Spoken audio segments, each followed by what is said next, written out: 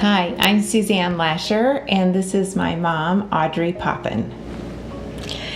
In 2008, I was diagnosed with CREST Syndrome, and this came about because I had some black portions on my index finger. I went to Mayo Clinic, like an urgent care.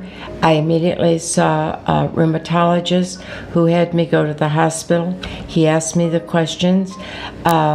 Calcinosis is rather hard to distinguish, but he started right with Raynaud's. Did I have problems with my hands getting cold or numb feeling? He asked me if I had esophageal problems, and I asked him to explain it, and he said, "Do you have pain in your esophagus?" And so I told him that I thought I was having heart problems, but it wasn't. It was esophageal at that point. S is scleroderma, and I couldn't figure out why my hands were starting to swell, but found out it was scleroderma. And then these pink marks that are starting to spread on my nose and hands and face are the T in CREST. CREST syndrome is a form of limited scleroderma. It stands for calcinosis cutis, Raynaud's phenomenon, esophageal dysmotility, sclerodactyly, and telangiectasias. Calcinosis cutis is the buildup of calcium deposits within the fingertips. Raynaud's phenomenon is considered vasospasm, which usually manifests as various colors and pain in the hands and fingers. Esophageal dysmotility refers to the difficulty swallowing due to difficulty in peristalsis with the esophagus. Sclerodactyly is a thickening of the hands and fingers. And finally, telangiectasias are usually manifest as red spots that typically are comprised of dilated capillaries or blood vessels. One of the procedures that is used in patients with CREST syndrome is revascularization, and what that means is that they remove the damaged vessels surgically and replace them with vessels from grafts from other parts of the body. The difficulty in that is that while it does provide some relief early on, the continued attack by autoantibodies to the blood vessels and the laying down of collagen within those vessels makes them stiff, and over time those surgeries tend to fail. There's also a higher rate of peripheral vascular disease in CREST patients, so they have sort of a double damage to those vessels as they get replaced. The hand surgeon at Mayo Clinic looked at my hands, and he felt that we had to extend more blood flow to the fingers. So both hands have been cut across here and up here on the wrist.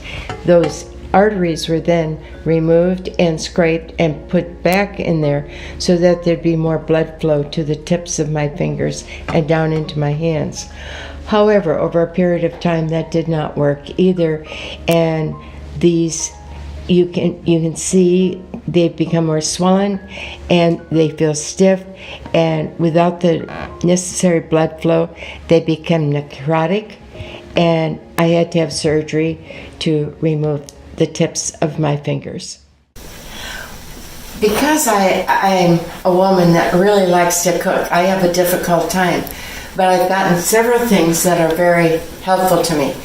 For example, this jar or this bottle, I just turn it like this and it will open the bottle, or I can put jam under there or ketchup, anything that will fit this width to a very small width. I can use that, and that's become very, very helpful. These are the tools that I use, like if I want to dip ice cream or peel potatoes, or here's another ice cream dipper. Obviously I like ice cream, and this is just like to slice cheese. Those are all very helpful, and I couldn't do it without them. However, if I use a plain spoon like this and I'm making potato salad, which I really like to make, this type of motion, no matter if I'm making potato salad or whatever, That is the type of thing I have to stop and rest my hands before I can go on. Those are the detrimental things that I find wrong with my hands. Anytime I use, it's a repetitive motion, they become very weak and I just have to stop. The difficulty in treating CREST patients has everything to do with the balance of what's causing the problem in the first place. What we do know about CREST syndrome is that you have autoantibodies that attack specifically certain portions of the DNA and its chromosome. As such, it's a fine balance between giving medications that suppress that immune response without giving them so much immunosuppression that it makes them more predisposed to getting life-threatening infections. Fast forward to the fact that a lot of the patients who are diagnosed are much older in age and have much weaker immune systems, and makes it all the more difficult to manage and fine-tune the balance between immunosuppression and over-immunosuppression that leads to infection. Since I was diagnosed with CREST syndrome, I have found out that it is an autoimmune disease, and they have different drugs that they give for CREST syndrome, but because I have such a sensitive system, I cannot take pain pills, and I found I can't take a lot of the pills they want me to take for the CREST syndrome. I have had allergic reactions, and they are not fun to deal with at all. You also have to know, besides my hands, it is affecting my feet. They turn white, they turn purple, like the fingers do at different times. I have never had any problems with them getting like a carotid type problem with my feet as I have with my hands. I guess the problem with CREST syndrome is that it has been identified, but the medical field has not kept up aggressively as well as how it has affected us human beings.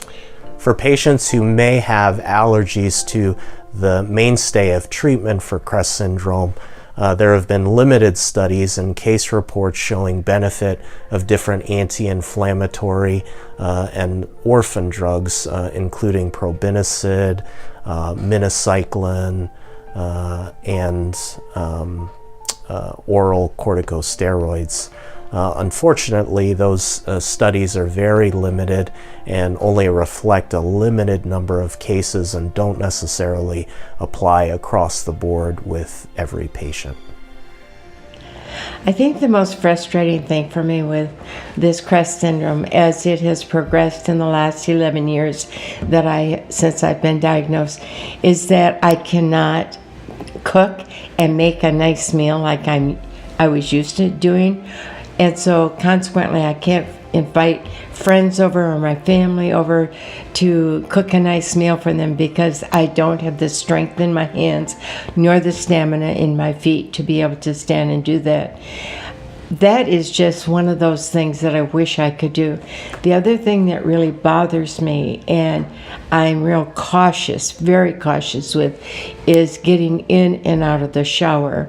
I always make very sure that I have a hold of a door or one of those safety rods that you put in the bathrooms, because I don't want to fall at this age and stage of the game and break a hip or a knee. Those parts are already in bad shape, so we don't want to get anything worse to happen.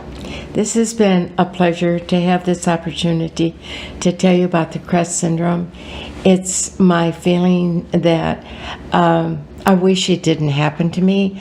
I would be out there more active than what I am now, But I think that through life you have to adjust to each and every problem that's given to you through multiple surgeries, etc., that has happened. I am lucky to be on my feet. I am lucky to be able to talk and still walk. Not well, but I can still walk. So I think that in essence, if you keep a good sense of humor and a good faith in God, then you still have a lot going for you, and it still is going to get you over the bad times, because you're going to have bad times throughout your living with this CREST syndrome.